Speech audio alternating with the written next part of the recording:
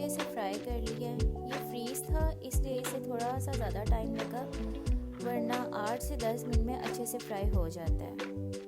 ये बिल्कुल मैंने फ्रीज़र से निकाल के डायरेक्ट इसमें डाल दी। अगर आपने पहले निकाल के रखा हो तो फिर वो जल्दी फ्राई हो जाएगा, लेकिन मैंने उसी टाइम निकाला और इसलिए इसने थोड़ा सा ज़्यादा टाइम लिया है। यहाँ पे चिकन अच्छे से गोल्डन ब्राउन हो गया। अब इसमें मैंने मसाला ऐड कर दिए। ग्राइंड किया हुआ मसाला ऐड करने के बाद अब मैं इसमें सूखे मसाले भी ऐड कर दूँगी। सूखे मसाले भी आपने अपनी मर्ज़ी से डालने हैं, क्योंकि हर किसी का स्पाइसेस का अपना टेस्ट और अपना एक लेवल होता है। मैं अपने हिसाब से डालूँगी। और यहाँ पे जब तक कि मेरा मसाला तैयार हो रहा था ना, तब तक मैंने साथ आटा भी गीला करके रख दिया था एक बाउल में, और साथ साथ मैं आटे को भी देख रही थी, सैलेड वगैरह भी बनाई। मेरा छोटा बेटा बिल्कुल भी मिर्चें नहीं खाता। बड़ा जितना ज़्यादा स्पाइसी खाना पसंद करता है, छोटा बहुत तंग करता है। उसे पता नहीं क्यों एलर्जी है या क्या वजह है, वो बिल्कुल भी मिर्चें नहीं खाता। तो उसको फिर मैं जब भी कोई सालन वगैरह दूँ तो मैं उसके ऊपर 1 चम्मच देसी घी एक्स्ट्रा डाल के दे देती हूँ, रोटी के अलावा।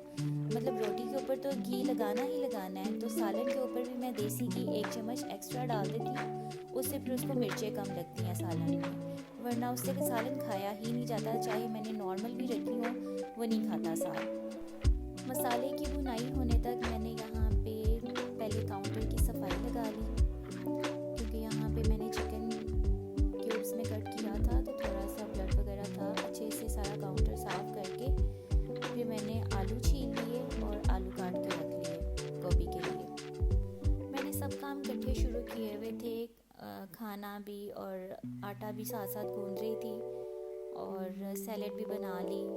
धनिया पुदीने की चटनी, वो तो मैंने आपको अपनी पिछली वीडियो में बताया था कि मैंने कैसे इकट्ठी तैयार करके रखी होती है, उसे जस्ट मैंने दही में ऐड करना है। मैं सब काम क्विक करके जल्दी जल्दी से निपटा के मेरी कोशिश होती है कि मैं कुछ देर के लिए फिर नीचे जाके अपनी मदर इन लॉ के पास, अपनी देवरानियों के पास थोड़ा सा टाइम स्पेंड कर लूँ बच्चों के आने से पहले तक। मेरे पास 2 बेटे ही हैं, मेरे पास बेटी नहीं है, इसलिए मेरे जो देवर की बेटी है, वो रैन नाम है उसका, वो मेरी बेटी बनी हुई है। अगर मैं ज़्यादा देर तक नीचे ना जाऊँ तो वो मुझे लेने ऊपर आ जाती है, और मुझे भी बहुत अच्छा लगता है कि मैं उसके साथ टाइम स्पेंड करूँ। उससे छोटे देवर का एक बेटा है, उसका नाम मोमिन है। तो बच्चों के साथ बहुत अच्छा टाइम स्पेंड हो जाता है। जब तक मेरे अपने बच्चे नहीं आते, मैं छोटे बच्चों के साथ नीचे खेलती हूँ और अच्छा टाइम स्पेंड होता है। उसके बाद फिर मैं एक दफ़ा शाम को नीचे जाती हूँ। शाम की चाय हम इकट्ठे पीते हैं, क्योंकि मुझे अपने हाथ की चाय पीना बिल्कुल भी पसंद नहीं है, ये सबको पता है। इसलिए शाम की चाय मैं नीचे जाके ज़्यादातर मेरी देवरानियाँ बना देती हैं या अम्मा बनाती हैं। अम्मा के हाथ की चाय मुझे बहुत पसंद है। चाय कभी भी मैंने अपने हाथ की नहीं पी। हाँ, नाश्ते में सुबह पीती हूँ, लेकिन शाम की चाय मेरी कोशिश होती है कि मुझे कोई और ही बना के दे। अक्सर मैं हसनैन से भी कहती हूँ, हसनैन के हाथ की चाय भी बहुत अच्छी होती है। जब मैं ज़्यादा थकी होती हूँ ना, तब मेरी कोशिश होती है कि चाय मुझे हसनैन बना के दे। बहुत अच्छी ढाबा स्टाइल चाय बनाता है, उसकी भी मैं वीडियो कभी अपलोड करूँगी। वैसे तो स्टाइल सेम ही है, तरीका सेम है जैसे सब बनाते हैं, लेकिन मर्दों के हाथ में शायद टेस्ट ज़्यादा होता है, इसलिए उसकी चाय बहुत अच्छी बनती है। अच्छा, यहाँ पे ये फ्रीज़ की हुई गोभी थी मेरे पास, जो कि मैंने आपको बताया था मैं 1.5 किलो लाती हूँ, और फिर उसको 2 हिस्सों में बना के धो के फ्रीज़ कर लेती हूँ। तो ये आधी है। अभी मैंने अच्छे से इसको डाल के इसकी भुनाई कर लूँगी चिकन के साथ। गोभी को अच्छे से भून के फिर उसमें आलू शामिल करके उसे मैं दम लगा दूँगी। दम पे ये जब तक तैयार होगी, मैं साथ आटा तैयार कर लूँगी, आटा गूंद लूँगी, जो कि मैंने पहले से पानी में डिप करके रखा हुआ था। सारे काम साथ साथ हो जाएंगे। आलू मैं पहले डालना भूल गई थी, और मैंने दोबारा दम खोल के आलू डाल के अच्छे से मिक्स करके फिर से दम लगा दिया। जब तक सब्ज़ी तैयार हो रही थी दम पे, तब तक मैंने आटा गूंद के रेडी कर लिया, और यहाँ पे मैंने धनिया भी काट के रख लिया, सोली काट के डाल दिया, और 2 सब्ज़ मिर्चें भी हाफ करके इसमें डाल दी।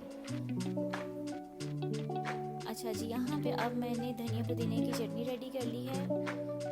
खाना मेरा बिल्कुल रेडी है और मैं बिल्कुल फ्री हूँ। यहाँ पे अब मैं आपको एक रिव्यूज़ देना चाहूँगी। ये देखें, ये मैंने दराज से एलुमिनियम शीट मंगवाई थी और आज सुबह ही लगाई। ये हीट प्रूफ उन्होंने बोल के दी है, लेकिन ये देखें एक ही दिन में इसका क्या हाल हो गया। बिल्कुल रिव्यूज़ इतने अच्छे थे इसके, सबने बोला हुआ था हीट प्रूफ है, और ये एक ही दिन में सारी जल के वो गई। सक्सेसफुली पैसा बर्बाद हो गया। इससे अच्छी तो आम एलुमिनियम फॉइल शीट जो हम बिछाते हैं वो कितनी देर निकाल जाती है। लिटरली सुबह मैंने लगाई है और चूल्हा साफ़ करके अच्छे से, और दोबारा से इस शीट ने सारा ये हाल कर दिया। वैसे नॉर्मली कहते हैं कि जिस दिन चूल्हा ज़्यादा मांझो उसी दिन दूध बॉयल होता है, लेकिन ये देखें दूध तो नहीं बॉयल हुआ, ये सारा जल गया चूल्हा नीचे से। खैर ये भी इतना ज़्यादा नहीं था। मैंने दोबारा से फिर एलुमिनियम शीट बिछाई और उम्मीद है कि अभी इस पर जल्दी कोई चीज़ बॉयल नहीं होगी। अच्छा, यहाँ पे अब मैं बना रही थी अपने लिए एग ब्रेड। जैसा कि मैंने पहले भी बताया, स्मोक की वजह से मेरी तबीयत बिल्कुल भी ठीक नहीं थी। फ्लू था, गला ख़राब था, उसकी वजह से फीवर फील हो रहा था, तो मेरा रोटी खाने को बिल्कुल भी दिल नहीं कर रहा था। इसलिए मैंने ऑमलेट बनाया, साथ में ब्रेड बनाई, चाय बनाई, लंच के टाइम पे मैंने ब्रेकफास्ट एंजॉय किया। खाने से फ्री होकर मैंने अपना स्किन वाइटनिंग सॉल्यूशन तैयार कर लिया, क्योंकि मेरे हाथ पाँव बहुत ज़्यादा ख़राब हो रहे थे। स्किन वाइटनिंग सॉल्यूशन के लिए मैंने ले लिया एक बड़ा नींबू, एक छोटी बोतल ग्लिसरीन की, एक छोटी बोतल रोज़ वाटर की, और एलोवेरा जेल 2 चम्मच। एलोवेरा जेल ऑप्शनल है, अगर आप चाहें तो स्किप भी कर सकते हैं। अब एक कंटेनर में इन सब चीज़ों को मिक्स कर लें अच्छे से और वापस उन्हीं बोटल्स में डाल दें।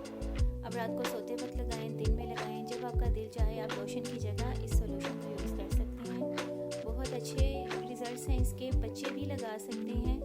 सर्दियों में आपके हाथ ड्राई हो जाते हैं, डल हो जाते हैं, सब चीज़ों का हल इस एक ही मिक्सचर में है। इसी के साथ अपना व्लॉग ख़त्म करते हैं। दुआओं में याद रखिएगा और मेरे चैनल को सब्सक्राइब ज़रूर कर दीजिएगा। अल्लाह हाफिज़, फ़ी अमान।